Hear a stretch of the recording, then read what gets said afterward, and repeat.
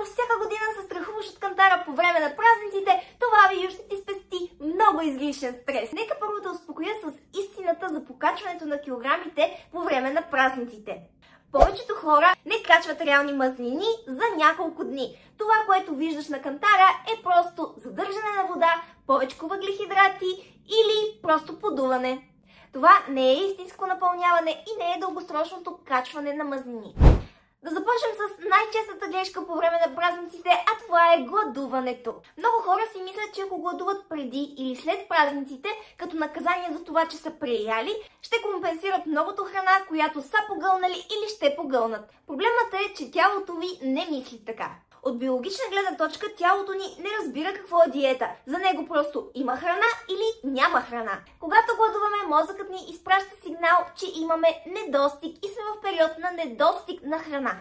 По този начин тялото ни включва режим на оцеляване. Хормонът на глада се повишава, което означава, че апетитът ни става все по-силен, гладът ни се увеличава и става все по-нетърпим и контролът ни намалява. В същото време хормонът на ситостта намалява и когато започнем да ядем отново, сигналът достига до мозъкът ни много по-бавно, което ни води до това, че ние всъщност изяждаме много по-големи количества храна, без реално да имаме нужда от нея.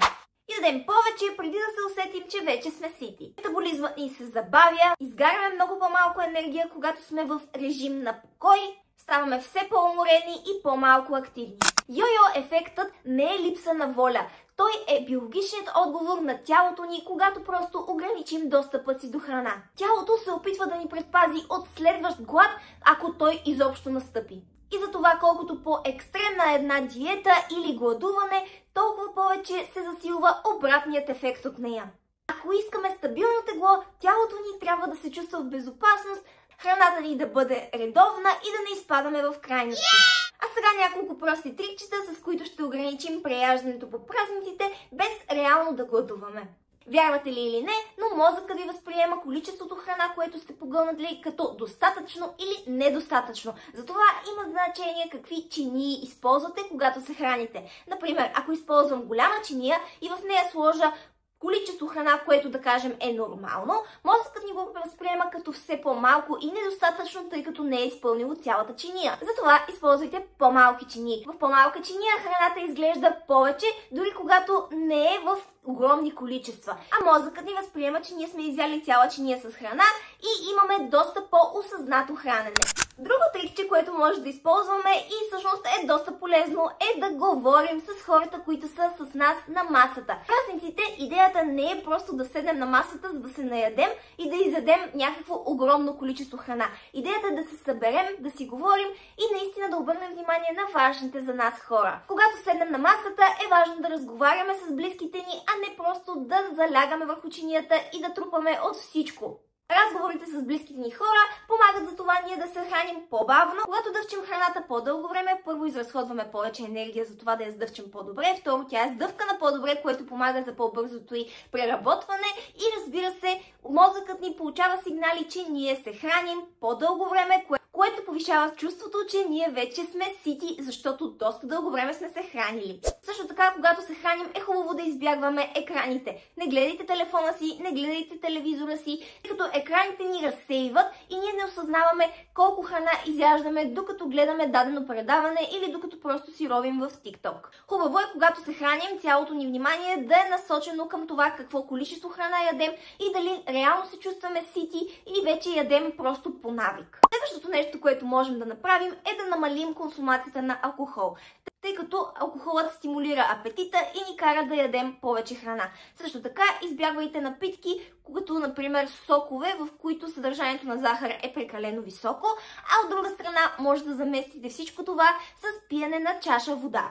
Защо това е така? Хормонът на глада и хормонът на жаждата в мозъкът ни са супер близко един до друг и това помага за доста често срещаната грешка да се чувстваме гладни, когато всъщност сме жадни и дехидратирани. Затова, ако се чувствате гладни, пробвайте първо да изпиете една чаша вода и да видите дали това чувство няма да отмине и просто пийте повече вода по празниците. Водата сама по себе си не топи мазнините, но тя има много ползи. Помага ни да имаме контрол върху апетита си, помага ни да повишим чувството си за ситост, намалява преяждането и помага метаболитните процеси. Неосъзнатото междинно хранене също е основна причина за натрупване на повече килограми по време на празниците. Замислете се какво ядете между хапванията по време на празниците.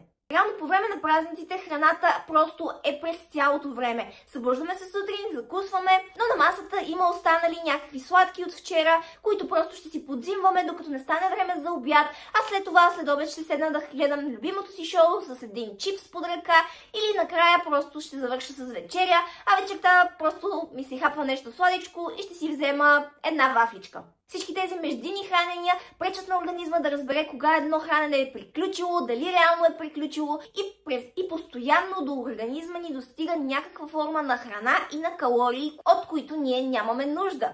За да намалите междинните хранения по време на празниците, просто след всяко хранене измивайте зъбите си. По този начин мозъкът ни получава сигнал, че вече храната е приключила, нахранихме се, закуската приключи и сега вече няма смисъл да си подземем нещо, тъй като зъбите ни са чисти и не искаме да ги цапаме пак. Друго важно трикче, което също ще помогне с този проблем, а и също така ще намалите нуждата от сладко, е да си вземете просто една дъвка. Избирайте дъвки, които нямат захар и в същото време помагат зъбите ви да бъдат по-бели. Така ползите стават двойно повече. Докато дъвчем дъвката, мозъкът ни получава сигнали, че устата работи, т.е. ние се храним без реално да поемаме никакви калории. В същото време дъвките по-често имат много приятен вкус, който намалява нуждата от това да хапваме друго сладко. Ако все пак огладнеете между храненията, е хубаво да си подземете някаква по-лека храна. Например, може да си направите любимият ви зеленчук на малки снакчета, които да си подзимате. Изберете зеленчук, който наистина ви е кеф да ядете, а не такъв, с който ще се чувствате като наказани или на диета. Например, краставици или домати, направете си салата, като не прекалявате с овкусяването от гледна точка на зехтина или олиото, разбира се. От тях може да изядете много големи количества и въпреки това калориите, които консумирате, да са доста по-малко. Последното, но не и на последно място е увеличете движението по празниците без реално да осъзнавате, че го увеличавате. Как да го направим това? Изберете някаква коледна активност или празнична активност, която може да правите. Например, излезте навън да карате кънки или просто ако има сняг си направете снежен човек или хвърляте топки, направете си снежен бой, правете ангели в снега, ако изобщо има такъв.